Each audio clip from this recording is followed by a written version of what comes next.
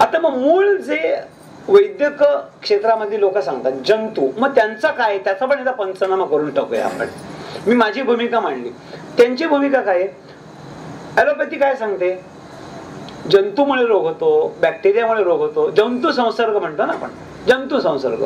मग बॅक्टेरिया नावाचा एक आणखीन प्राणी असेल, एक व्हायरस नावाचा प्राणी असेल. हे ना अर्ध सत्य आहे, हे सत्य नाहीये, हाफ ट्रूथ आहे. आणि आपल्याकडे म्हटलं जातं ना, अर्धवट माहिती असेल ना तर ती जास्ती डेंजरस असते. अजिबात माहित नसेल ना तर चुकात असतो. पूर्ण माहित असेल त्याच्यामुळे जंतूमुळे रोग होते, अर्ध सत्य आहे आणि हे डेंजरस आहे नॉलेज. एकदा तुमचं ठरलं जंतूमुळे रोग होतो, मग तुमचा ऍक्शन प्लॅन काय असतो, काय करायचं, जंतूला मारून टाका. मग जंतूला मारून टाकलं की तुम्हाला काय वाटतं, वा मी बरा झालो. आणि इथेच सगळं लफड आहे. जंतूला मारायचं का, मारा. जंतूला मारण्याविषयी माझी ना नाही, माझा कोणत्याही पद्धतीच्या औषधोपचार आणि पॅथीची दुश्मनी नाही. माझ्या बोलण्याच्या पद्धतीवरून आणि माझ्या प्रेझेंटेशन वरून लोकांचा असा समज होतो की हा allopathy, homeopathy, naturopathy, Ayurveda, panchakarma, योग, प्राणायाम ह्या सगळ्याच्या अगेन्स्ट आहे. मी ह्या सगळ्याच्या अगेन्स्ट नाहीये, पण मी थोडासा अगेन्स्ट आहे तरी सुद्धा. ऍप्लिकेशनच्या अगेन्स्ट आहे, थिअरीच्या अगेन्स्ट नाही. थिअरी बरोबर आहे. ऍप्लिकेशन करताना काय होतं ना, समजा तुम्हाला अमुक एक रोग झाला, तुम्ही गोळी घेतली आणि त्या रोगामुळे होणारा त्रास तुमचा थांबला, तर तुम्ही बरे झालात असं वाटतं ना तुम्हाला. ह्याच्याशी माझं भांडण आहे, गोळीशी माझं भांडण नाहीये. नीट लक्ष देऊ नये का, तुमचं डोकं दुखतंय, तुम्ही डॉक्टरकडे गेला, डॉक्टरने तुम्हाला गोळी दिली, डोकं दुखायचं थांबलं, तुम्हाला असं वाटतं विषय संपला, माझ्यासाठी विषय सुरू झाला. मग ते औषध ॲलोपॅथीचं असो, होमिओपॅथीचं असो, आयुर्वेदाचं असो. अगदी होमिओपॅथी मानसिक लेवलवरती विचार करते, धरून चला की मनोव्यापारामुळे होणारे रोग. पण शेवटी मन हे सुद्धा अन्नातूनच बनलेलं आहे ना आपलं. अन्नात भवती भूतानी पर्जन्यात अन्न संभवा, यज्ञात भवती पर्जन्यो यज्ञ कर्म समुद्भवा. हे पुढचं शेपूट आहे की नाही मला माहिती नाही, पण अन्नापासून माणूस बनलेला आहे ह्याच्याबद्दल माझ्या मनात तिळमात्र शंका नाही. आईच्या गर्भामध्ये जो बिंदू मात्र जीव असतो, तो जेव्हा 70, 80, 85 किलोचा माणूस किंवा बाई बनते, त्याचं रॉ मटेरियल काय आहे? ऑक्सिजन आहे? नाही. प्रकाश आहे? नाही. वायू आहे? नाही. शरीराचं म्हणतो. मग ते शरीरामध्ये वायू असतात किंवा त्या आध्यात्मिक दृष्टिकोनातून पंचमहाभूत भाग वेगळा आहे. मी फिजिकल लेवलला बोलतोय आता. तुम्ही एवढ्या 70 वर्षात जे अन्न खाता, त्या अन्नापासून तुम्ही निर्माण होता. तुम्हाला हे माहितीये का की तुमच्या आयुष्यात दररोज प्रतिक्षणी करोडो पेशी मरतायत आणि करोडो पेशी नव्याने जन्म घेत आहेत. हे किती लोकांना माहिती आहे? हात वर करा. की करोडो पेशी मरतायत आणि दररोज करोडो पेशी तयार होत आहेत शरीरामध्ये.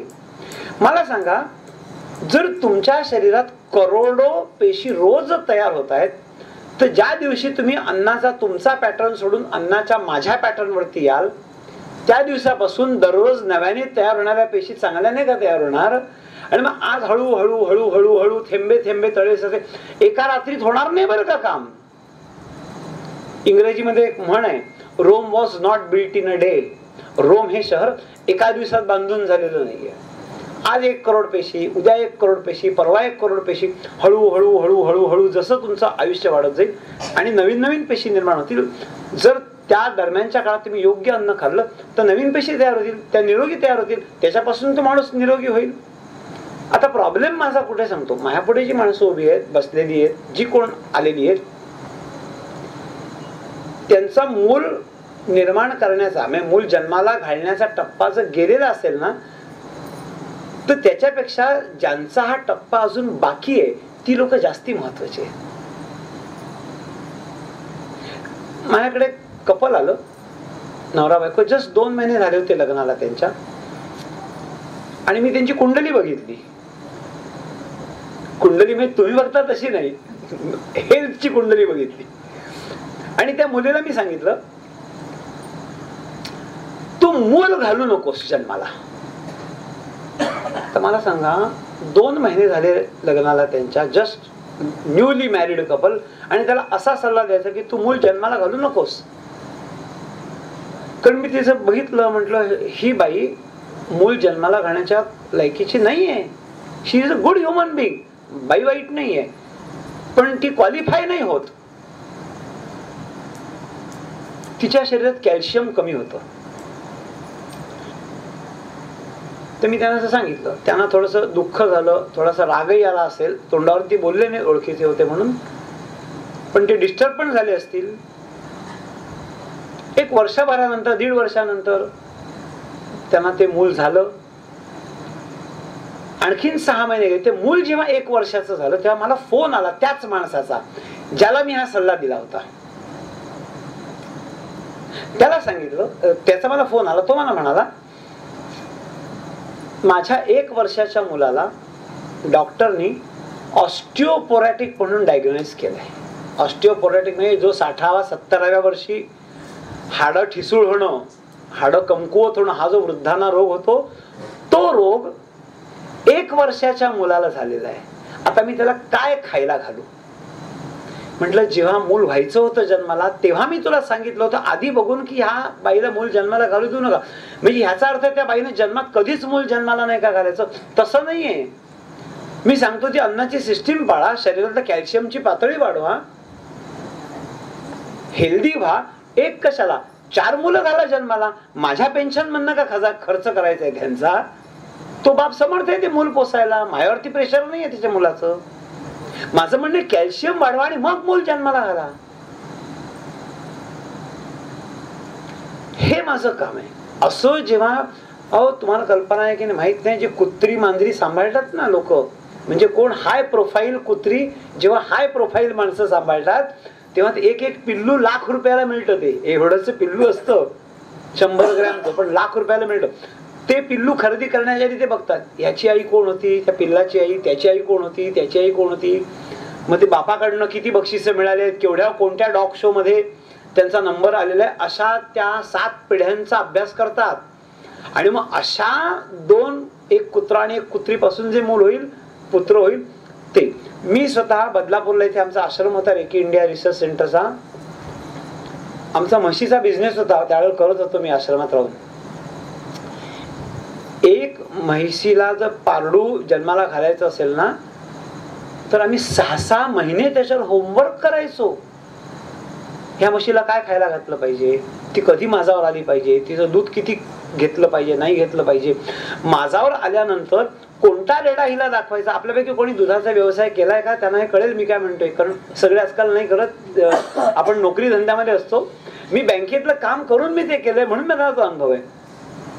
मग आमचं वर संशोधन चालायचं, गावातला कोणता रेडा सगळ्यात चांगला आहे. आम्ही त्या रेडावाल्याकडे जायचो, तो माणूस त्याच्या रेड्याला काय खायला घालतो हे बघायचो आम्ही.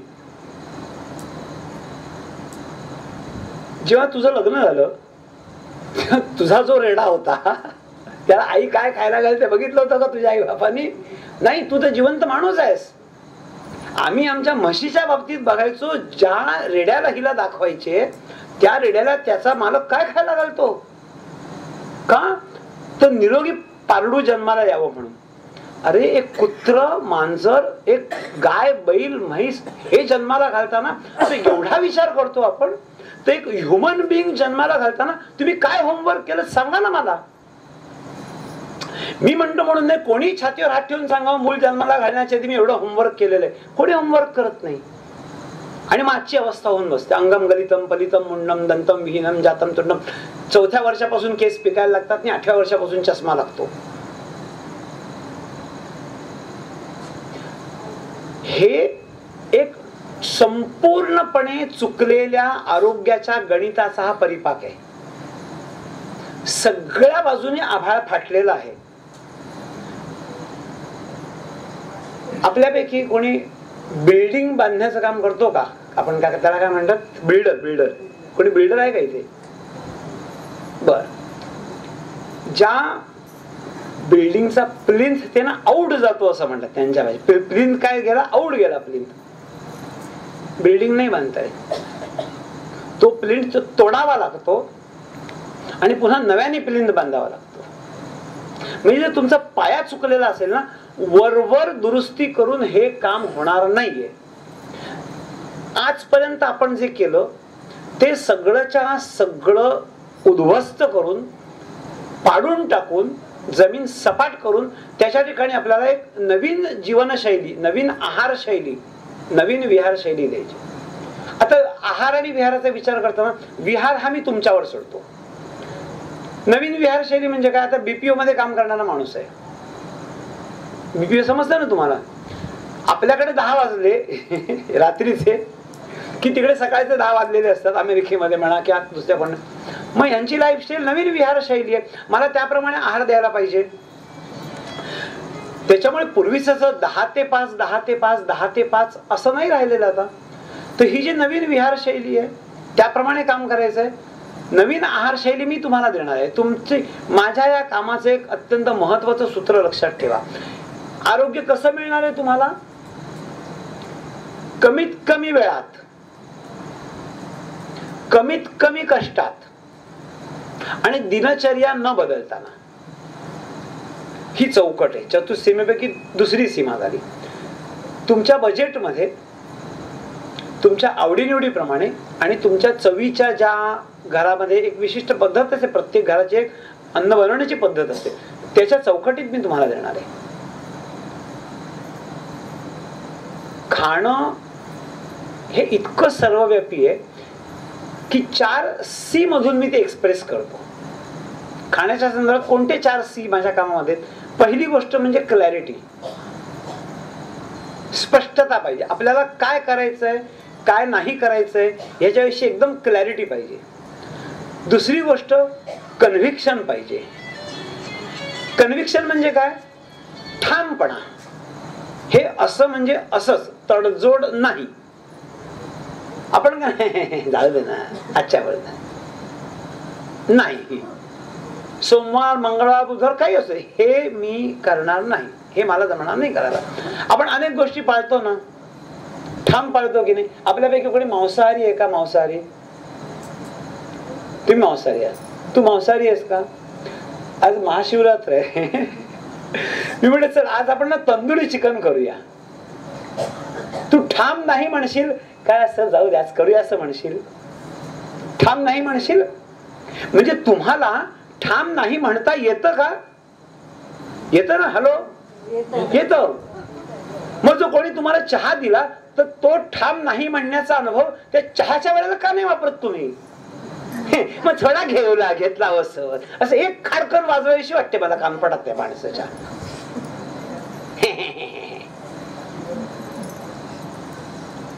जिथे ठाम राहायला पाहिजे तिथे ठामच राहायला पाहिजे. नाही म्हणजे नाही. लोकांना ठाम राहायची सवय आहे त्यांच्या.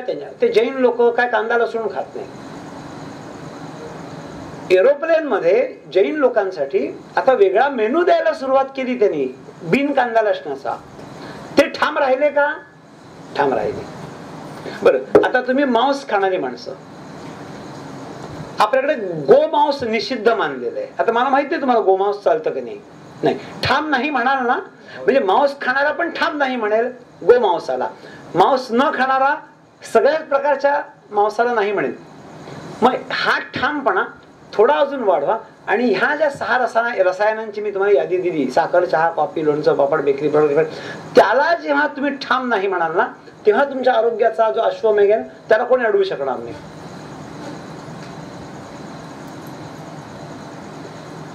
कफवात पित्ताचं उदाहरण घेऊ आपण. आयुर्वेद विचारसरणी काय सांगते? कफवात पित्तामध्ये असंतुलन झालं की त्याचं रोगात रूपांतर होतं. सत्य आहे का? हो. पूर्ण सत्य आहे का? नाही. पुन्हा ते जंतू सारखं झालं. सत्य आहे का? अर्ध सत्य आहे. Half truth. कफवात पित्तामध्ये असंतुलन का होतं? अन्नात दिनचर्या, ऋतुचर्या, दिनचर्या आहे, ऋतुचर्या आहे, आहाराचा पण भाग आहे. निश्चित आहाराचा भाग आहे. दिनचर्या बदलता येईल का? I don't know. माझा एक मित्र आहे, तो वर्ल्ड मी पण वर्ल्ड ट्रेड सेंटरला काम करायचो. तो मुळजी जिल्हा मार्केटला, एमजे मार्केटला काम करायचं. आमचं 6ला ऑफिस सुटायचं, त्याचं 9ला दुकान बंद व्हायचं. 9ला दुकान बंद झाल्यानंतर तो विरारला भाईंदरला राहणारा मुलगा जाईपर्यंत 11:30 व्हायचे घरी. त्याला दिनचर्या आणि ऋतुचर्याची नाटकं किती सांगू मी त्याला समजत नाही. 6 वाजता सूर्य डुबतो ते माधव जोशीने सांगायची गरज आहे त्याला, की 6 वाजता सूर्य डुबतो आणि 6 वाजता सूर्य डुबायच्या आधी जेवलं पाहिजे. हे दिनचर्या ऋतुचर्याचं नाटक ना, हे आजच्या जगात नाही चालणार. जेव्हा काही लाईफस्टाईल वेगळी होती तेव्हा सगळं वेगळं होतं, ते वेगळं होतं. त्याची तुलना आज करणं शक्य नाही. ऋतुचर्या, आईला खायला मिळायची मारामार असते अनेक ठिकाणी, जिथे लोक टूरवरती असतात किंवा अनेक ठिकाणी ऑफिसेस अशी रिमोट प्लेसला असतात ना. कसला ऋतू आणि कसली चर्या. जो काय समोर वडापाव मिळतो ना, तो गोड मानून घ्यावा लागतो. हे ऋतुचर्या सांगण्याचं जे नाटक आहे ना, तो ड्रामा तिथे नाही चालणार ऋतुचर्येचा. मलाही कळतं ऋतुचर्या आहे, सत्य आहे का अर्ध सत्य आहे, पूर्ण सत्य नाहीये. मग आपल्या हातात काय आहे? कमसे कम आपल्या छताखाली आपण जे जगतो, जिथे आपली सत्ता चालते, तिथे तरी चुका करू नका. आणि तिथे तुम्ही चुका केल्या नाहीत ना, की ही जी ऋतुचर्याची चूक होते, दिनचर्याची चूक होते किंवा प्लेसमेंटमुळे चूक होते. बऱ्याच वेळा माझ्याकडे लोक येतात, मी त्यांना विचारतो तू काम कुठे करतोस, कारण तो काम कुठे करतो ह्याच्यावरती अवलंबून आहे. मी सांगितलेले पदार्थ त्याच्या कामाच्या ठिकाणी जर अवेलेबल नसतील, तो वांझोट तत्वज्ञान आणि पुस्तकी माहिती देऊन काय करू या ऋतुचर्या दिनचर्याची? काही उपयोग नाही त्याचा, अवेलेबलच नाही तिथे. पण जिथे घरी शक्य आहे तिथे तरी यांनी बायकोला सांगू नये, आबा चहा टाक जरा. एवढी जरी चूक सांभाळलीत ना. एकदा एका माणसाने मला विचारलं, बाईने विचारलं मला, काऊ सर म्हणे सगळं तुमचं जे लफडं आहे एवढं, हे खाऊ नका ते खाऊ नका, असं खा तसं खा, याव त्याव सगळं सांगता, हे कसं काय सगळं पाळायचं, होणार नाही आहे सगळं आमच्याच्याने. मी त्याला एक साधं सूत्र सांगितलं, तुमच्या छताखाली हे 100% पाळा. कळलं तुम्हाला? आपलं जे छत आहे 100%. आणि आपल्या छताच्या बाहेर गेलात ना, हे माधव जोशीला विसरा, काय हरकत नाही. माझं ना म्हणे एवढे गंभीर का तुम्ही, एवढे गंभीर होण्याचा विषय नाहीये. कॅज्युअली घ्या माधव जोशीला. घराच्या बाहेर पडलात ना की कॅज्युअली घ्या, ठीक आहे, जमलं तर जमलं, नाही तर नाही, हरकत नाही. असं केलं तरी हरकत नाही. ठाम राहता आलं, सोने को सुहागा, चांगलीच गोष्ट आहे. पण ठाम नाही राहता आलं, मग त्याच्यात मी तुम्हाला तरतम भाव तो पण सांगून जाणार आहे, कुठे ठाम राहायचं आणि कुठे नाही राहायचं हे पण मी तुम्हाला सांगणार आहे. मग ती म्हणाली काय होईल त्याच्यामुळे? म्हणजे त्याच्यामुळे होईल असं की जन्मभर तुम्ही निरोगी राहाल, कारण माधव जोशीचं तुम्ही घरात ऐकता म्हणून, आणि योग्य वेळी मराल तुम्ही, कारण माधव जोशीचं काही तुम्ही नाही पण ऐकत ना. दोन्हीकडे माधव जोशीचं ऐकलं ना तुम्ही, तर मुलं नातांना म्हणतील म्हातारा अजून हटत नाहीये, किती झाली वर्ष, 95 वर्ष झाली तरी हा रूम खाली नाही करत आहे. म्हाताऱ्याने रूम नको का खाली करायला? कधीतरी सगळंच तुम्ही माधव जोशीचं ऐकलं नाही 100%, तर तुमची मुलं बाळा मला शिव्या देतील. मग फार गंभीरपणे घेऊ नका, पण सूत्र समजून घ्या त्यातलं. मग गंभीरपणे कोणती गोष्ट घ्यायची? साखर, चहा आणि बिस्किट या 3 गोष्टी ना तुम्ही ठाम नाही म्हणा बाहेर. आता मी जातो कोणाकडे, आता मी आज इकडे जेवायला आलो गुरुजींच्याकडे. आता आज काय बटाट्याची भाजी आहे. आता बटाट्याच्या भाजीला त्यांनी रिफाईंड तेलाची फोडणी दिली आहे का कच्च्या घाणीच्या तेलाची फोडणी दिली मला माहिती नाही, आणि मी विचारणार पण नाही. चला पुढे. पण मला पण योग्य वेळी मरायचं आहे ना. त्याच्यामुळे बाहेर गेल्यानंतर साखर, चहा, कॉफी आणि बिस्किट, बेकरी प्रॉडक्ट ह्याला ठाम नाही म्हणा. लोणचं, पापड आणि रिफाईंड ऑइल ह्या 3 गोष्टी असतील ना, कॉम्प्रोमाइज करा. म्हणजे तुम्ही एखाद्याच्या घरी गेलात, आता पुरणपोळी असण्याचा प्रॉब्लेम नाही, गुळाची पोळी, आता मी आज खाणार पुरणपोळी. आता काय मी एकदम मला इतकं बरं वाटलं ना पुरणपोळी म्हटल्यानंतर, आता मला जरा व्यवस्थित तुपाची धार, पोळांची पोळी गरम गरम असं ते आत्ताच मला कधी प्रोग्राम आठवतोय असं होतंय मला आता. पण समजा श्रीखंड असता धरून चला, तर मी म्हणेन किंवा मी पुलाव खाईन, भाजी खाईन, चटणी खाईन, कोशिंबीर खाईन, बटाटा वडा किंवा काय भाजी असेल ते खाईन, सगळं खाईन, पण मी श्रीखंड नाही खाणार. एवढं जरी तुम्ही सांभाळलं ना तरी तुमचं आरोग्य तुम्हाला असं हसत खेळत मिळेल. फार एनर्जी घालवायची गरज नाहीये. मी दोन्ही हातात तलवार घेऊन बाजीप्रभू देशपांडे होण्याची गरज नाही तुम्हाला. माझ्या प्रोग्रामचं नावच हेल्थ अवेअरनेस कोर्स आहे. म्हणजे आरोग्याच्या बाबतीत एक जागरूक झाला पाहिजे तो माणूस. आता तुम्हाला प्रश्न असा पडेल, एवढे पदार्थ नाही खायचे म्हणजे त्याला की पर्याय आहे का? निश्चित पर्याय आहे. तर पर्याय देऊन घ्या. पहिला पर्याय आहे साखरेला गुळ, तो सुद्धा रसायनमुक्त गुळ. मध. आला पुन्हा प्रश्न, जैन लोक म्हणतात आम्ही मध नाही खाणार. हरकत नाही, त्यांनी नको खाऊ दे मध. मी तुमच्या कोणत्याही मी धार्मिक नाही, मला धर्मामध्ये काडीचा पण इंटरेस्ट नाहीये. तुमच्या ज्या काही धर्मश्रद्धा असतील त्या सर आखो पर. तुम्ही म्हणा आमच्या धर्मात हा पदार्थ वर्ज्य आहे, मी तुम्हाला कन्व्हिन्स करणार नाही की हे चुकीचं आहे म्हणून. नकोय ना, नका खाऊ. काही लोक म्हणतात अंकुरित, अंकुरित म्हणजे स्प्राउटेड, मोड आलेल्या गोष्टीला ते नॉनव्हेज म्हणतात जैन लोक. आता काय करणार? मी कुठे सांगू हे नॉनव्हेज आहे का नॉनव्हेज नाहीये? नाही ना खायचंय तुम्हाला, नका खाऊ. मी काही तत्वज्ञान सांगायला जात नाही. मला तुमच्या धार्मिक भावनांमध्ये आणि धार्मिक विचारामध्ये मला इंटरेस्ट पण नाहीये. माझं काम कसं आहे, तुमची लिस्ट द्या, तुमच्या प्रॉब्लेमची लिस्ट द्या, तुमच्या अन्नाची लिस्ट द्या, त्या दोघात मेळ कसा घालायचा हे काम मी करणार. मग एखादा माणूस म्हणेल मी नॉनव्हेज खातो, बरं खा, चांगली गोष्ट आहे. एखादा माणूस म्हणेल मी फक्त कोंबडीच खातो, तथास्तु. एखादा माणूस म्हणेल मी मासेच खातो, तथास्तु. माझ्या दृष्टिकोनातून तथास्तुच म्हणतोय, मला काही फरक नाही पडत. तुम्ही सांगा तुम्ही काय खाणार ते. मी तुम्हाला सांगत नाही काय खाते, मी तुम्हाला काय खाऊ नका ते सांगणार आहे. माझ्या सिस्टीम मध्ये फर्स्ट डू नो हार्म हे माझं प्रिन्सिपल आहे. प्रथम तुमच्या शरीराला त्रास देऊ नका. मग चांगलं काय करायचंय ते टप्प्याटप्प्याने बघू आपण. पहिलं वाईट जे चाललंय ते बंद करा, तमोगुण मागे सारा, मग सत्वगुणाचा जेवढा होईल तेवढा अंगारा लावा.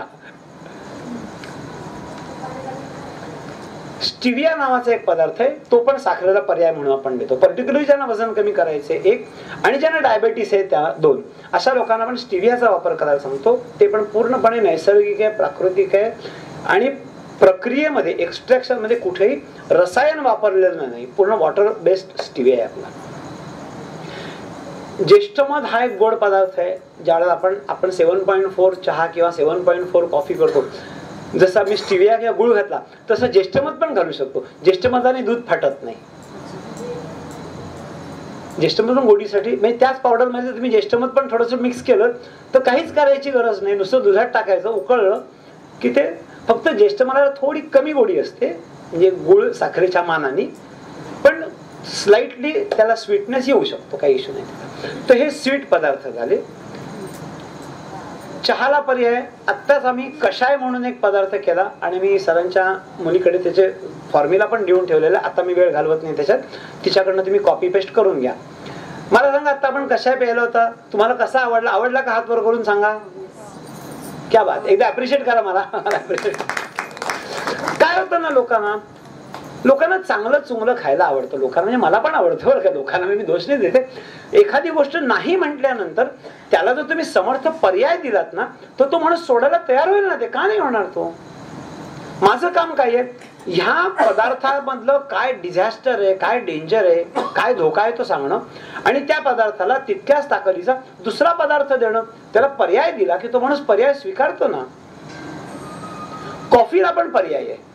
आपली जी कॉफी आहे 7.4 ची, तो हा जो उकाळा आहे, आपण हा जो कषाय घेतला, ते कॉफीची पण रेसिपी सांगून नसतो. ती पावडर आणि चिकोरी म्हणून पावडर मिळते कॉफीची, त्या दोघांचं मिश्रण केलं, चिकोरी 80% आणि 20% आपला कषाय, असं जेव्हा मिक्स केलं तर त्याच्यापासून जे बनतं त्याला आम्ही कॉफी म्हणतो. 7.4 कॉफी अप्रतिम लागते. कॉफी अप्रतिम. सर मला वाटतं ना, एकदा आपण ह्याच लोकांसाठी 7.4 चा एक मेजवानीचा मेनू ठेवूया एक दिवस. येणार का तुम्ही सगळे? आपण असं केलं तर तुम्ही म्हणजे नुसतं वर्णन नको, प्रत्यक्ष खायला पाहिजे आपल्याला. तर असं आपण मस्तपैकी सकाळपासून संध्याकाळपर्यंत एक शिबिर ठेवू. सकाळी सूप, मग नाश्ता, मग 11 वाजता मिड लंच, मग लंच, मग रात्री डिनर, असं पूर्ण जेवणाचं एक स्ट्रक्चरच ठेवूया की काय बाबा 7.4चं जेवण. आणि मग त्या पद्धतीने तुम्ही घरी गेल्यानंतर त्यात मॉडिफिकेशन्स करा. मी तुम्हाला एक माझं काम काय ना, A+B ब्रॅकेटचा स्क्वेअर कसा सोडवायचा हे मी सांगणार. मग A च्या ठिकाणी C घाला, B च्या ठिकाणी D घाला, A च्या ठिकाणी P घाला, B च्या ठिकाणी Q घाला आणि तुमचे स्क्वेअर तुम्ही सोडवा. तर कॉफीला कॉफी हा पर्याय. लोणच्याला पर्याय आहे आपल्याकडे इन्स्टंट लोणचं. इन्स्टंट लोणचं म्हणजे काय? माहीममुळ्याचं घाला, आवळ्याचं घाला, तोंडल्याचं घाला, फ्लावरचं घाला, वाटाणे, हे जी भाज्या आहेत ना सगळ्या, माझं म्हणणं आहे भाजीच्या रूपात नका खाऊ जास्ती. भाजीच्या रूपात नका खाऊ जास्ती. भाजी लोणच्याच्या रूपात खा. मग फरक काय आहे? चविष्ट लागतं. आता तोंडाला पाणी सुटायला लागलं मला आवळ्याचं लोणचं म्हटल्यानं. मग ते लोणचं भरपूर खाल्लं तरी चालेल तुम्ही, कारण इन्स्टंट लोणच्यामध्ये ना सोडियम बेन्झोएट असतं, ना खूप मीठ असतं. मीठ पण आपण नॉमिनल टाकतो त्याच्यामध्ये, कारण 4 दिवसात ते खराब होणाऱ्याच्या कॅटेगरीत. त्या फ्रीज मध्ये ठेवलं 8-10 दिवस टिकेल, 15 दिवस टिकेल, विषय संपला.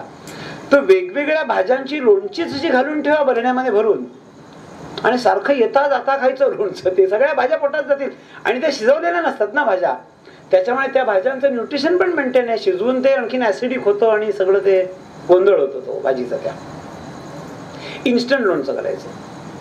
कितीही लोणचं खा, क्वांटिटीला मर्यादा नाही. 7.4 सिस्टीममध्ये आणखीन एक सांगून ठेवतो, किती खाऊ, काय खाऊ, पाव पोळी, अर्धी पोळी, पोट फाटेस तो खायचंय आपल्याला. आपल्यामध्ये खाण्याला लिमिट नाहीये. केव्हा खायचं, काय खायचं, कशाच्या बरोबर खायचं, एकमेकाशी प्रमाण किती ठेवायचं हे महत्वाचं आहे. एकूण क्वांटिटी किती खायची. आता मला काय माहिती हा माणूस हा किती खाईल. माणूस त्याला 2 पोळ्या खाऊन नाही समाधान होणार, तू 4 खा पोळ्या, मला काही इश्यू नाही त्याचा. पण पोळी भाजी, उसळ, चटणी, कोशिंबीर, दही ह्याचं जे एकमेकाशी गुणोत्तर आहे ते त्यांनी सांभाळलं की मग प्रॉब्लेम नाही त्याचा काही. उपाशी नाही राहायचं आपल्याला. उपाशी राहून आरोग्य मिळणार नाही, माल न्यूट्रिशन होईल, कुपोषण होईल तुमचं. पापडाला काही पर्याय आहे का? आहे. काही पापडखार न घालता बनवतात. गव्हाचा पापड म्हणतो पापडखार न घालता. पण प्रॉब्लेम काय होतो त्याचा ना, तो भाजला की तो फुलत नाही, असा गच्चच्या गच्च राहतो पापड. मग आपल्या सिस्टीम मध्ये मी तो तळायला सांगतो. आपल्या सिस्टीम मध्ये तळणं अलाउड आहे, काही प्रॉब्लेम नाहीये. तो तळताना फक्त काही नियम आहेत त्याचे, ते सांभाळून तुम्ही तळलं की तो पापड तळला की तो फुलतो. त्यानंतर कुरडई तुम्हाला समजते, कुरडई चिकाची बनवतात कुरडई. त्या कुरडईमध्ये कुठे सोडा घालतो आपण? कुरडईमध्ये सोडा नाही घालत. काय कुरडई फर्स्ट क्लास लागते तळल्यानंतर. त्याच्यामुळे अशा एक पापडखार न घालता केलेले पण तळलेले पापड आणि कुरडई ऐश करो, खाओ जितना खाना है, काही प्रॉब्लेम नाहीये तुम्हाला. कुठे त्याच्यात विष नाहीये, कुठे कॉरोजन होणार नाहीये, कुठे रोग होणार नाही त्यातनं. त्याच्यानंतर बेकरी प्रॉडक्ट.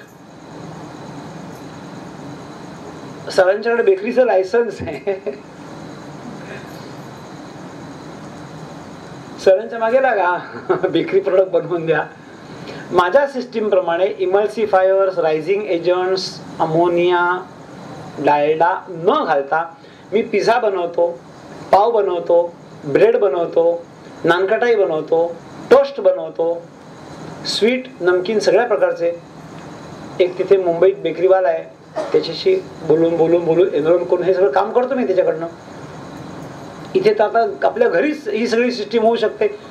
त्यांचा अनुभव आहे आणि त्यांचे बंधू आहेत ते तर फार मोठे जाणकार आहेत त्यातले. आणखी आपण जे ह्या नवीन सिस्टीम प्रमाणे हे केलं तर त्याच्यातून सुख तर मिळणार आहे ब्रेड खाण्याचं. मगाचा आपला उकाळा आणि त्याला समजा मस्त रोस्टेड ब्रेड डबल अंडा मारून जर केलं तर काय पोट भरेल माणसाचं, काही प्रॉब्लेम नाहीये. ते फ्रेंच फ्राय म्हणतो ना, ते घालून ते दुधात घालून ते सगळं दोन्ही बाजूने तापून तुपावरती, साजूक तुपावरती, काय प्रॉब्लेम आहे त्याच्यामध्ये. सर्व इंद्रिय तोषा व्हावी तुकारामाने सांगितलं. माधव जोशी नाही म्हणत आहे. सगळं खायचं प्यायचं मजा करायची. लयलूट आहे आपल्याकडे. अर्जुनाला जसं तो एक डोळा दिसला ना पक्षाचा, तसं मला ना काय मस्त अन्न दिसत असतं. उठलं सकाळी की काय खाऊ, 8 वाजले की काय खाऊ, अख्खा दिवस ना मी आता काय खाऊ ह्याचाच विचार करत असतो. काही लोकांचा असा समज आहे, कंसात गैरसमज आहे, की ते जगण्यासाठी खाणं का खाण्यासाठी जगणं, असं एक वाद आहे बराच मोठा. काही लोक खाण्यासाठी जगतात, काही लोक जगण्यासाठी खातात. मी खाण्यासाठी जगणारा माणूस आहे. आहार निद्रा भयम मैथुनम च सामान्यम एतत् पशुभी नराणाम. मी नाही बोलले, वैश्विक सिद्धांत आहे. पहिला नंबर कशाचा लागला? आहार. पोटभर खायचंय, चविष्ट खायचंय, असे बेकरी प्रोडक्ट बनवा, खा.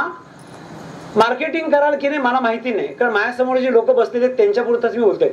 रस्त्यावरून जाणार मग मगाशी आमचं बोलणं, त्याला 5 रुपयाचा तो ग्लुकोजचा पुडा, त्याला खाऊ दे. मी कुठे काय म्हंटल? मी तुम्हाला सांगतोय, नेरळ स्टेशनवरती वरून तर लेक्चर देत नाहीये आलेल्या गेलेल्या लोकांना. त्यांनी खावं, ते नाव असेल तर. आपण असं खावं. सस्ता रोये म्हण माहितीये की नाही? महंगा रोये माहितीये का म्हण? महंगा रोये एक बार, सस्ता रोये बार बार. एकदा तुम्हाला वाटेल पैसे गेले म्हणून, पण त्याचं जे फळ तुम्हाला मिळणार आहे पुढे, ते रिवॉर्ड मोठे आहेत त्याचे. आणि स्वस्त स्वस्त स्वस्त स्वस्त. कॉम्प्रोमाइज करायचंय ना, तुम्ही 2 ड्रेसच्या ऐवजी 1 ड्रेसवरती कॉम्प्रोमाइज करा, पण तूप घातलेलं बिस्किट खा. कशामध्ये कॉम्प्रोमाइज करायचं? फूड मध्ये कॉम्प्रोमाइज नका करू.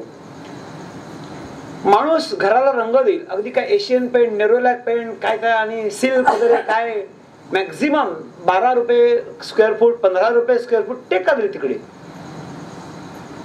आणि रिफाईंड तेलात भाजी करेल. का तर रिफाईंड तेल 100-125 रुपये लिटर मिळतं, आणि आपलं जे घाणीवरचं तेल आहे ते 250 रुपये किंवा 250 रुपये लिटर मिळतं.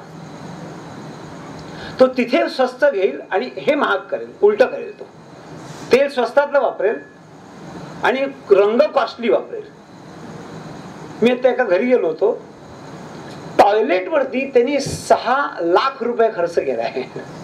टॉयलेट किती वेळ असतो आपण त्या टॉयलेट मध्ये?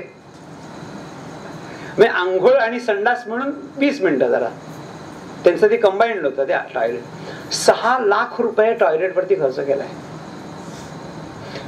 माझं म्हणणं आहे 230 रुपयाचं 240 रुपयाचं घाणीवरचं तेल वापरून जर 6 लाख रुपये केले असतील तर मला प्रॉब्लेम नाहीये. पण इथे रिफाईंड ऑइल वापरायचं 70 रुपये 80 रुपये 100 रुपये वालं, का तर महाग पडतं ते म्हणून. आणि इथे मात्र 6 लाख रुपये, असं व्यस्त प्रमाण नाही होता. आणि सगळ्यात शेवटी आपलं माझं प्रिय रिफाईंड ऑइल, त्याच्या जी घाणीचं तेल वापरायचं. कच्ची घाणी का तेल म्हणतात ना, घाण्यावरचं तेल, की जे फक्त त्या कोल्ड प्रेस, त्या पूर्वी बैल फिरायचं, आता बैल नाही फिरत, आता ते मशीनने फिरतं. ते लाकडी घाणा असतो किंवा लोखंडी घाणा असतो, दोन्हीपैकी ठीक आहे, कोणतेही चालेल, पण ते त्या घाण्यावरचं तेल पाहिजे. ह्या 6 गोष्टींना हे 6 पर्याय झाले. म्हणजे हे 6 पर्याय आणि शेवटचे 4 पदार्थ, नाचणी, मशरूम, पनीर आणि यीस्ट, असं जर तुम्ही तुमच्या आयुष्यामध्ये चेंज करून ठेवलात ना, तर एक तर तुम्हाला कोणताही रोग होणार नाही मुळामध्ये, फंडामेंटली. आणि जरी झाला, कर्मामुळे म्हणा, कशामुळे, पोश्चरमुळे किंवा जंतूमुळे, तर तो लवकर बरा होईल. आपल्याकडे आरोग्याचा प्रॉब्लेम काय होतो माहितीये? एक रोग झाला ना की त्यातनं दुसरा तयार होतो, दुसऱ्यातनं तिसरा होतो, तिसऱ्यातनं चौथा होतो, आणि ते मारुतीच्या शिपट्यासारखं रोग वाढत जातात, कमी होत नाहीत ते रोग. ह्या सिस्टीम मध्ये आला, एक तर रोग होणार नाही, आणि रोग झाला तर चटकन तुम्ही त्यातनं बाहेर पडाल. कारण एक लक्षात घ्या, मला सांगा, तुम्ही निरोगी राहण्याची जबाबदारी, किंवा जर रोग झाला तर त्याच्याशी फाईट करण्याची जबाबदारी कोणाची आहे? हॅलो, आपली आहे. एक्झॅक्टली. आपल्या शरीराची जबाबदारी आहे स्वतःला निरोगी ठेवण्याची. एक. दुसरा पॉइंट, आपलं शरीर स्वतःला निरोगी ठेवण्या इतकं वाईज आहे. शरीरामध्ये विजडम आहे आपल्या. Point number 2. म्हणजे जबाबदारी कोणाची आहे? शरीराची आहे. पुरेसे विजडम आहे का शरीरामध्ये? आहे. शरीरामध्ये पुरेसे विजडम आहे. मग प्रॉब्लेम कुठे येतो? त्या विजडमला जर योग्य रॉ मटेरियल मिळालं नाही तर ते विजडम बिनकामाचं, कुचकामी ठरतं विजडम. ते आपण काय करतो? जंतूला मारण्यामध्ये कृतार्थता मानतो, आणि जंतू मेला की काम झालं म्हणतो. पण जंतू का तुमचा जोरावर आला होता? 2 कारणामुळे. एक, तुमच्या रक्ताचा पीएच बिघडला की तुमच्या शरीरातल्या जंतूंची संख्या वाढते. याला ऍसिडोफिलस बॅक्टेरिया म्हणतात. रक्ताची आम्लीयता वाढली की ऍसिडोफिलस बॅक्टेरियांची संख्या वाढते, त्यांना जोर चढतो. आम्लीय वातावरण त्यांना जोर येतो. त्यांना जोर आला, रक्त आम्लीय झाल्यामुळे जंतूंना जोर आला. अपुरं चुकीचं खाल्ल्यामुळे तुमची इम्युनिटी खराब झालेली आहे. म्हणजे रक्त आम्लीय झालं, इम्युनिटी खराब झाली. ह्या 2 गोष्टींमुळे तुम्हाला रोग झालेला आहे. आणि तुम्ही दोष कोणाला देता? ते जंतूला देता. रक्त अल्कली करा, इम्युनिटी स्ट्रॉंग करा. जंतू काय? खुद को कर इतना बुलंद कहर तहरीर के पहले खुदा बंदे से पूछे बता तेरी रजा क्या है. तुम्ही छाती ठोकून पांडुरंगाला विचारलं पाहिजे, सांग तू कोणता जंतू पाठव, माझी इम्युनिटी पण स्ट्रॉंग आहे आणि माझ्या रक्ताचा पीएच पण अल्कली आहे, येऊ दे तुझा कोणता जंतू आहे तो बघतो मी. अशी स्थिती आपली पाहिजे. मग जंतू काय, बॅक्टेरिया काय, व्हायरस काय, एवढं घाबरायचं कारण नाही त्याला. मग औषध घ्यायचं नाही का? घ्यायचं. चूर्ण, काढा, उकाळा घ्यायचं नाही का? घ्यायचं. पांढऱ्या गोळ्या साबुदाण्याच्या घ्यायच्या नाहीत का? घ्यायच्या. थंड पट्टी, गरम पट्टी, कटी स्नान करायचं नाही का? करायचं. सगळं करायचं. प्रॉब्लेम काही नाही. अन्नामध्ये सुधार करा आणि मग त्याला जोड म्हणून ह्या सगळ्या सिस्टीमचा वापर करा. मला टाइम काय झाला सांगा जरा. वाजले किती? 9:10. आता 20 मिनिटं मी तुम्हाला प्रश्नोत्तरासाठी ठेवणार आहे. मी पक्का मास्तर आहे बरं का. हातात घड्याळ नसलं ना तरी डोक्यात ते घड्याळ चालू असतं माझ्या. बरोबर शेवटची 20 मिनिटं ही मी प्रश्नोत्तरासाठी ठेवतो. विषय खूप मोठा आहे. आत्ता फक्त मी सूत्ररूपाने तुम्हाला सांगणार आहे. पुस्तक आणून ठेवलेलं आहे, ते पुस्तक वाचा तुम्ही, त्याचा अभ्यास करा. त्याच्यानंतर यूट्यूबवरती जवळजवळ 50-60 तासांचं माझं ॲक्च्युअल व्हिडिओ शूटिंग मी टाकलेलं आहे, ते तुम्ही ऐका. आणि मग त्याच्यानंतर तुम्हाला काही प्रश्न असला, मी काय करू, तर मी कन्सल्टेशनसाठी किंवा फोनवरती विचारा, स्काईपवरती विचारा, ईमेलने विचारा, समक्ष भेटा, किंवा एखादा दिवस असं ठरवू पुन्हा येईन मी इथे. इतकं सुंदर वातावरण मला बघूनच इतकं बरं वाटलं फार. आणि पावसाळ्यामध्ये तर आणखीन फार तिकडे छान वाटत असेल. ओके, आतापर्यंत मी जे विवेचन केलं त्याच्या संदर्भात तुम्हाला कुठे विसंगती वाटली, काही अधिक इन्फॉर्मेशन पाहिजे, कुठे तुम्हाला एखादी गॅप वाटली की बाबा हे स्टेटमेंट आणि हे स्टेटमेंट याच्यामध्ये गॅप वाटली, तर तुम्ही प्रश्न विचारा. शेवटची 20 मिनिटंही आपल्या प्रश्नोत्तरासाठी ठेवलेली आहेत. कंट्रोल करा. 7.4 कंट्रोल करण्यासाठी तुम्ही चेकअप काय करणार, त्याची सिस्टीम काय? आपला 7.4 योग्य आहे का नाही हे ओळखायचं कसं आपण? तुम्ही जर 7.4 चेक करायला गेलात ना तर तो काय 7.4च असतो. एक तर तुमच्या लॅबोरेटरीत चेक होत नाही. लॅबोरेटरीतनं रक्त कुठून काढतात? इथून नाही, कशातनं काढतात? व्हेन मधनं काढतात. आणि हा जो 7.4 आहे, मगाशी म्हटलं तसा शुद्ध रक्ताचा पीएच आहे, तो आर्टरी मधनं काढावा लागतो. मग आर्टरी मधनं काढायचा म्हणजे एक तर जांघेतून काढावा लागतो किंवा इथे मानेच्या इकडून काढतात आणि ते फक्त ICU मध्ये काढतात. त्याच्यामुळे ह्या रक्ताचा पीएच जर तुम्हाला चेक करायचा असेल तर तुम्हाला ICU मध्ये भरती व्हा आणि डॉक्टरला सांगा माझ्या रक्ताचा पीएच काढून दाखव मला.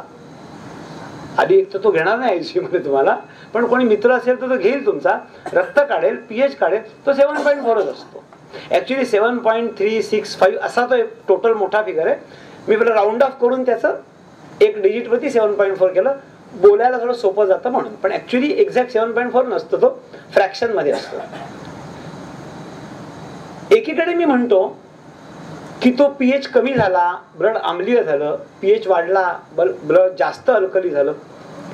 मग जर कमी झाला तर तो मोजता आला पाहिजे ना, कमी झालेला मोजता आला पाहिजे. तर तसं होत नाही शरीरामध्ये. काय होतं शरीरामध्ये, जेव्हा कमी होतं ना तेव्हा शरीरात 5 सिस्टीम्स आहेत. रेस्पिरेटरी सिस्टीम, युरिनरी सिस्टीम ह्या physical, carbonate system, protein system आणि फॉस्फेट सिस्टीम ह्या केमिकल. अशा 2 फिजिकल आणि 3 केमिकल, अशा 5 सिस्टीम मिळून ह्या 7.4 वरती अखंड लक्ष ठेवून असतात. जरा त्याच्यात कमी जास्ती झालं की त्या पाचही सिस्टीम ऍक्टिव्हेट होतात आणि तो पुन्हा 7.4 जाग्यावर आणून ठेवतात. त्याच्यामुळे कधीही हा मोजला तर हा इम्पिरिकल फिगर असतो, हा आपल्याला तेवढाच दिसतो. मग मानायचं कसं की हा पडतो? कधीही मोजला तरी तो तिथेच आहे, मग हल्ला होत आहे मानायचं कसं?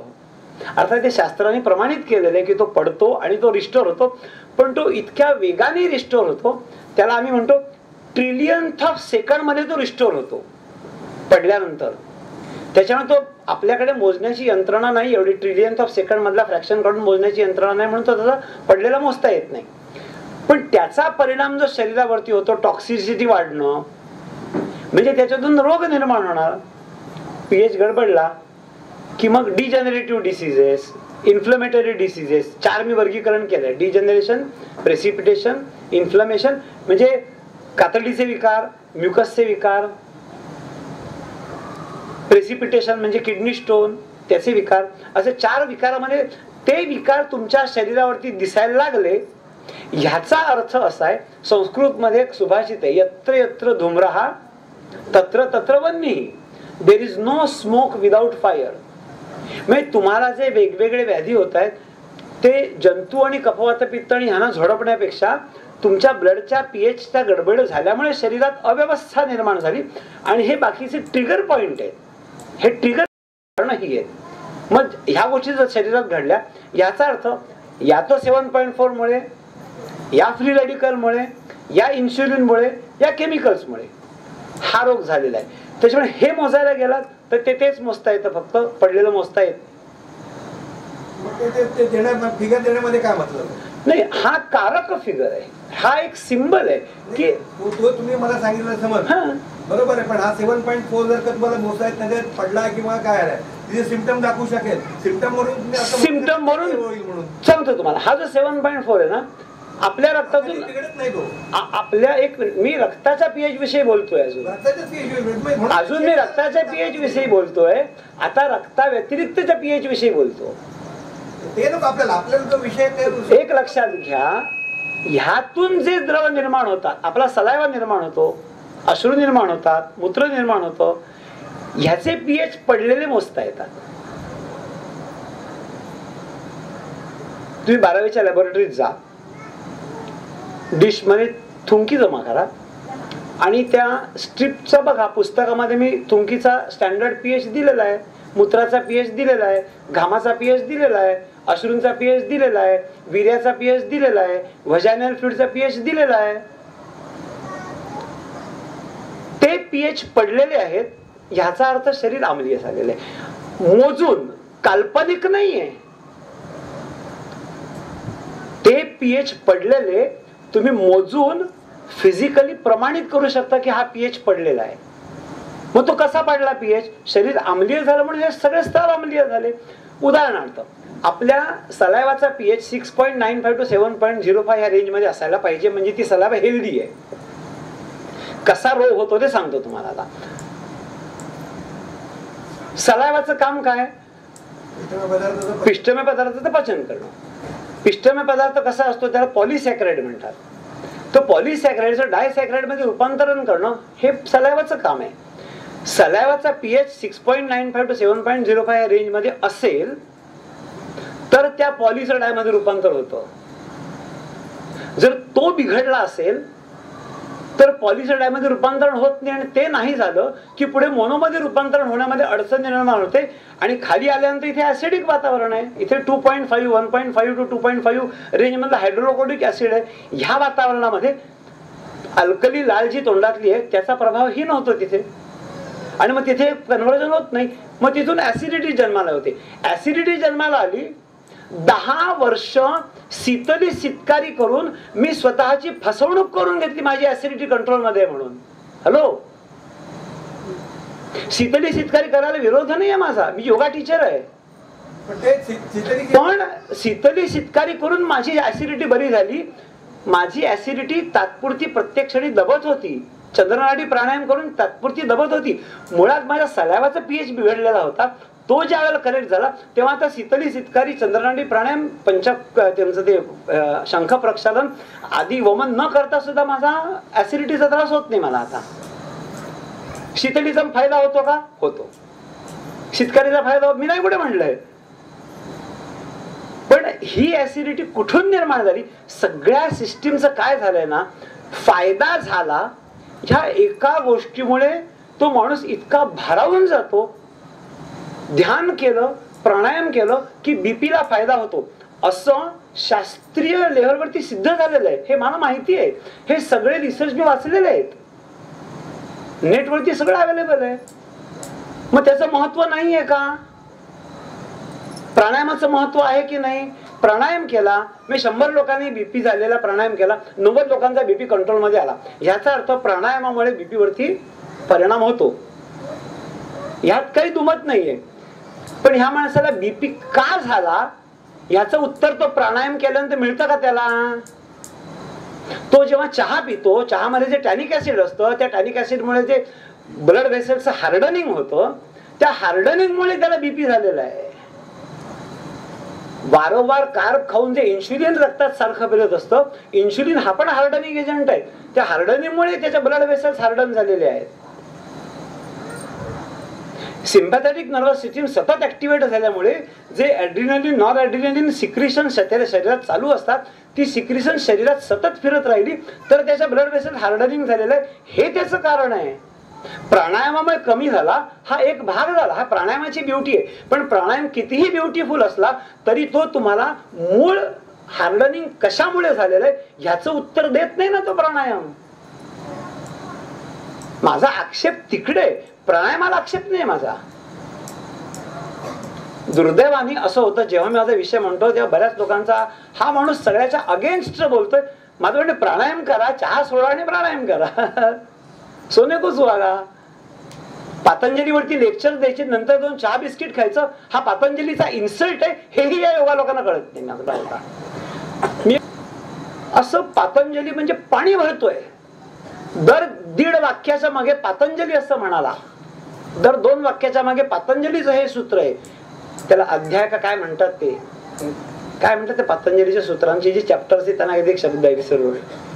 ह्या अध्यायात असं म्हटलंय, त्या अध्यायात 42वं सूत्र असं आहे, 47वं सूत्र असं आहे, 52वं सूत्र असं आहे, आणि जाऊन साले चहा बिस्किट खायचं.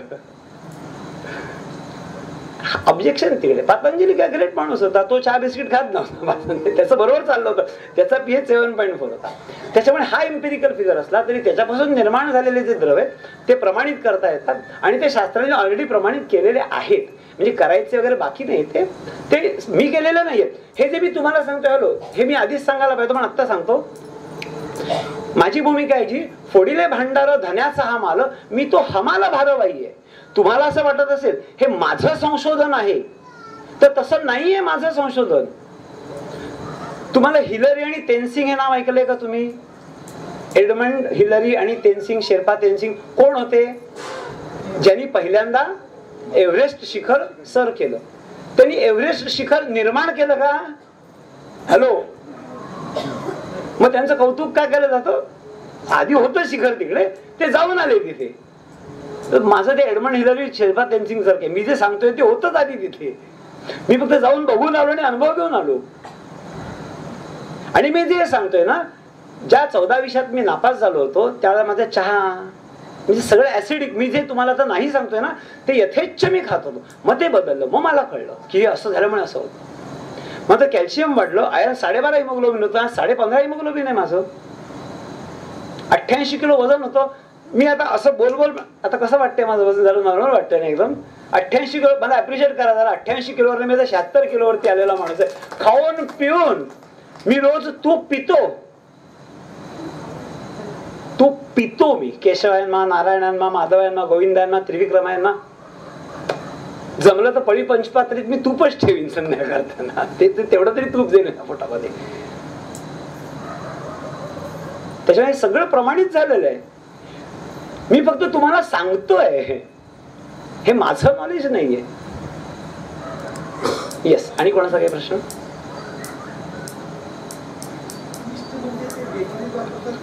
हो, ईस्ट 2 प्रकारचं आहे, एक वेट ईस्ट आणि एक ड्राय ईस्ट. बेकरीवाले वेट ईस्ट वापरतात कारण त्यांचे रोज लागतं आणि रोज संपतं.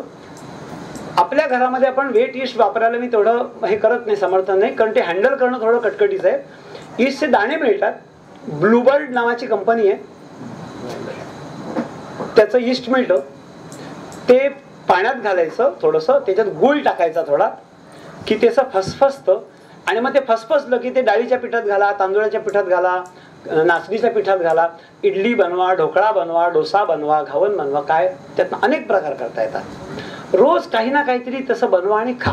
त्यानिमित्ताने ते B12 मिळेल, तुम्हाला प्रोटीन मिळेल, सगळी तुमची लिंक लागेल त्याच्यामध्ये.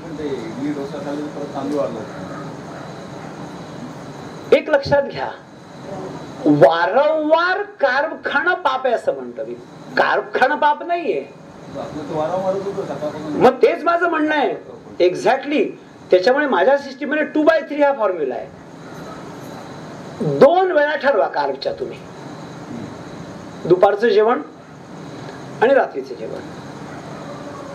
कार्ब खाणं हे पाप आहे माझ्या दृष्टिकोनातून. 2 वेळा ठरवा आणि काय तुम्हाला पाप करायचंय ते करा. मी कोकणीच माणूस आहे. आता तुम्हाला सांगतो, एक मिनिट त्यांचं पूर्ण करू दे. प्रश्न कुठे होतो ना, तुम्ही खूप चांगला प्रश्न काढला. हा पॉइंट माझा राहिला होता बोलायचा. कार्ब खाणं पाप आहे हे माझं वाक्य ऍब्सोल्यूट सेन्स मध्ये घेऊ नका, रिलेटिव्ह सेन्स मध्ये घ्या. ज्यांची जीवनशैली बैठी आहे त्यांच्यासाठी कार्ब खाणं पाप आहे. ह्याचं कारण आहे, आपल्या रक्तात जे ग्लुकोज वाढतं ना, जर तुमच्या मसल्सची हालचाल झाली दरम्यानच्या काळात, तर इन्शुलिनची गरज न भासता ते ग्लुकोज डायरेक्ट मसल्सला मिळतं आपल्या. त्याच्यामुळे कोकणातली माणसं भात खातात, कार्बच खातात ना. सकाळी पेज, दुपारी भात, संध्याकाळी भात, रात्री भात, जे काय असेल. पण आमचं घर जे आहे ना, आमच्या घराचं अंगण झाडायचं म्हटलं ना तर पाऊण तास जातो ते अंगण झाडण्यामध्ये. विहिरीतनं पाणी काढणं. अजूनही माझं म्हणणं, ह्या बायकांना तुम्हाला दिवसभर कार्ब खायचे 5 वेळा, I have no problem. Hello, I have no problem. Washing machine फेकून द्या, मिक्सर ग्राइंडर फेकून द्या, जात्यावरती दळण दळा, विहिरीतनं पाणी काढा आणि 10 वेळा कार्ब खा, काही प्रॉब्लेम होणार नाही. कारण त्यातून वाढलेली साखर मसल्सच्या हालचालीनंतर मसल्सला जाणार आहे, ती डेंजरस नाहीये. पण मग बायका म्हणतात, सर आम्ही 2 वेळा कार्ब खाऊ, पण आम्ही वॉशिंग मशीन टाकून देणार नाही. हे ते दिनचर्या, ऋतुचर्या आता शक्य नाही ना. आता समाना पुढे गेलेला आहे ना. आता पुन्हा त्याच्याविषयी गहीवरून बोलण्यात काय पॉइंट आहे. म्हणजे हिस्टॉरिकल डॉक्युमेंट म्हणून चांगली गोष्ट आहे ती, गुड. अनसायंटिफिक नाही, ते सायंटिफिक आहे, पण ते तेव्हा लागू होतं, आज लागू नाहीये.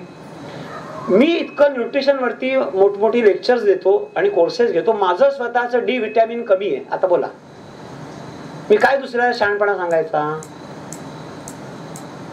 सकाळी 5 ते 9 माझी लेक्चर्स असतात, मी कोर्स असतो. संध्याकाळी 4 ते 8 माझी लेक्चर्स असतात, मी कोर्स असतो. मला सूर्यप्रकाशच मिळत नाही. काय करू. ऋतुचर्या, दिनचर्या मला नाही का समजत की सूर्याची पहिली लाली जी असते तेव्हा सूर्यप्रकाशाचा 270 हा जो फ्रिक्वेन्सीचा रेंज असतो, त्यावेळेला सूर्यकिरण अंगावर पडले. हे टेक्निकली माझ्याकडे नॉलेज आहे सगळं, की स्किनच्या कोणत्या लेअर मध्ये ते ड जीवनसत्व, कॅल्शियम, अमुक सगळं मला माहिती आहे. पण माझा कोर्स सकाळी 5 वाजल्यापासून 9 वाजेपर्यंत असतो आणि संध्याकाळी 5 ते 9 असतो. तर मग हे नॉलेज वांझवटं नाही का झालं माझं सगळं. मी जर ते ऋतुचर्या, दिनचर्याच्या ट्रॅप मध्ये अडकलो तर मी कोर्स घेऊ शकतो. आणि लोक सगळे 9 वाजता कामावर जातात, कोण माझ्या कोर्सला येणार. मग मी सॅचे घेतो, ते जे D विटॅमिनचे सॅचे असतात ते मी घेतो. मला काही सांगूच वाटत. मी एकदम आधुनिक माणूस आहे बरं का, जे जमेल समजून. माझं म्हणणं अवेअरनेस ठेवा.